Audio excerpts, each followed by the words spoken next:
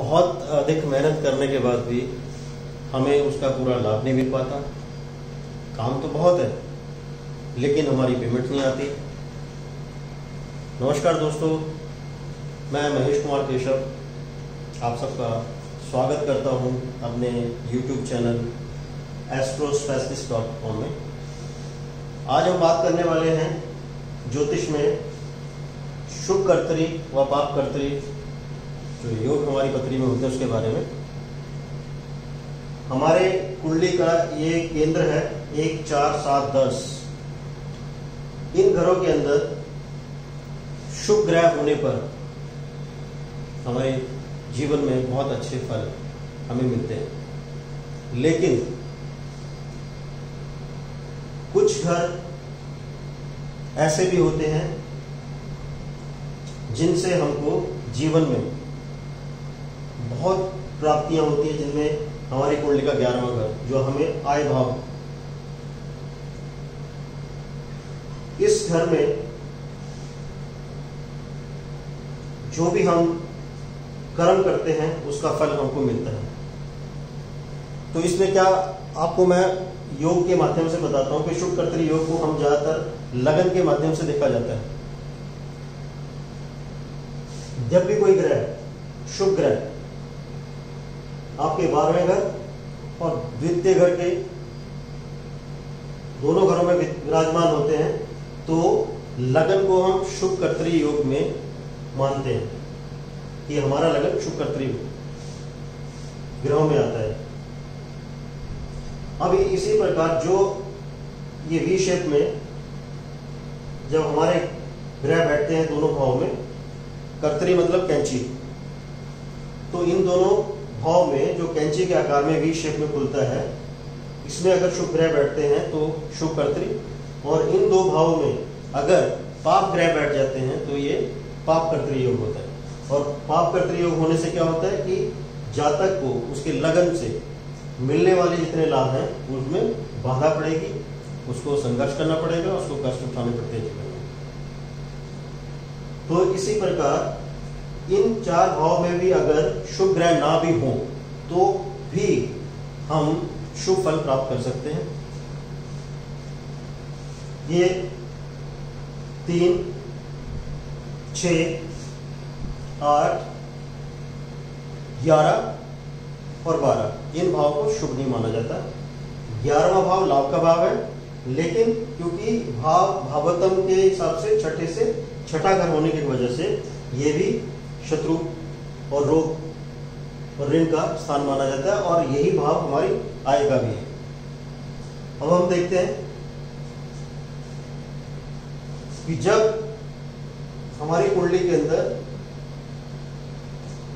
तृतीय भाव पराक्रम इस दूसरे घर और चौथे घर में जब फुल शुभ ग्रह बैठे हो तो ये शुभ कर्तरी में आता है। तो जब ये शुभ कर्तरी योग इस घर से उदय होता है, बनता है, तो हमारे पराक्रम का शुभ फल हमको मिलेगा। हमारे मित्र, हमारे भाई बहन का हमारे सहयोग हमारे जीवन में मिलेगा। इसी तरह से ये छठा भाव, जब पंचम भाव और सप्तम भाव में शुभ ग्रह होंगे तो ये छठा घर शुभ कर्तरी में आएगा, और छठे घर से जो भाव हम देखते हैं उन भावों का फल हमें शुभ मिलेगा, या छठे भाव से होने वाले जो नुकसान है वो हमको नहीं होंगे या कम से कम होंगे, क्योंकि छठा ही घर हमारा ऋण का है, रोग का है, शत्रुओं का है। तो जब शुभ कर्तरी के अंदर ये हाउस होता है तो उसमें हमें ऋण होगा, लेंगे तो उसको वक्त पे चुकाने के लिए हमारे पास धन आएगा। रोग होगा तो हमें अच्छे डॉक्टर मिलेंगे, हमारी व्याधि से हमको मुक्ति मिलेगी। और इसी प्रकार ये अष्टम भाव जो मृत्यु भाव भी बोला जाता है और रहस्य का भी हाउस है, इसमें सप्तम और नवम में यदि शुभ ग्रह बैठते हैं तो ये शुभ कर्तरी में आता है। और इसमें मिलने वाला जो भी हमारा रहस्य के प्रति, एक तो मृत्यु का भाव होने की वजह से आयु में, और दूसरा जो जीवन के रहस्यों के प्रति ज्योतिष का ज्ञान हो गया, अध्यात्म का ज्ञान होगा, उसके प्रति हमको यहाँ से सफलता मिलेगी। और यही वो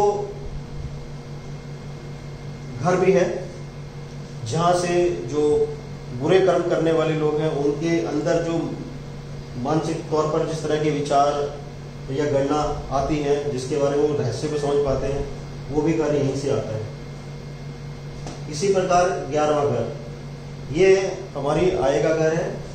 यहीं से हमारी पूरी प्राप्ति जीवन की होती है।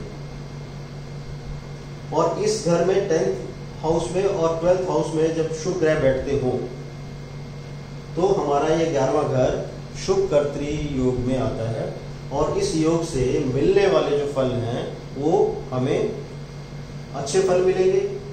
हमारी आय, इनकम समय पर हमको मिलेगी। हमारी पेमेंट जितनी अटकती है उन लोगों का इस घर में जो प्रभाव है वो देखना पड़ेगा कि दशम और 12वें घर के अंदर कौन सा ग्रह बैठा हुआ है।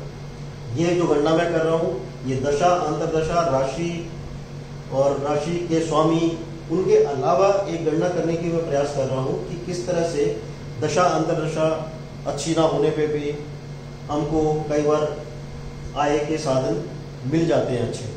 उसका कारण इस ग्रह के आस और पास अगल बगल में बैठे हुए ग्रहों का प्रभाव, क्या ये शुभ कर्तरी योग में होगा तो हमको किसी भी तरह का कोई ऐसे इंसान या व्यापारी लोग होते हैं या अपने ऑफिस में आप देख सकते हैं कि आपको कई बार ऐसा लगता है कि कोई इंसान हमसे कम ज्ञान रखता है, हमसे कम काम वो करता है, उसको थोड़ी सी मेहनत करने पे उसको बहुत बड़ा फल मिल जाता है, उसकी प्रमोशन हमसे अच्छी हो जाती है और उसकी सैलरी जब उसको अच्छा मिलता है।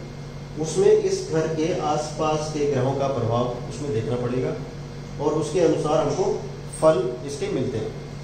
तो ये मैंने एक छोटा सा प्रयास आपको किया है कि आपकी अगर पेमेंट्स अटकती हैं, आपका व्यापार में लाभ नहीं हो पाता, तो मैं आपको एक मशवरा दूंगा कि दशा, अंतरदशा और ग्रहों की स्थिति के अलावा इस घर के अंदर और इसके आसपास बैठे हुए ग्रहों की स्थिति को भी आप पहचानने की कोशिश करें।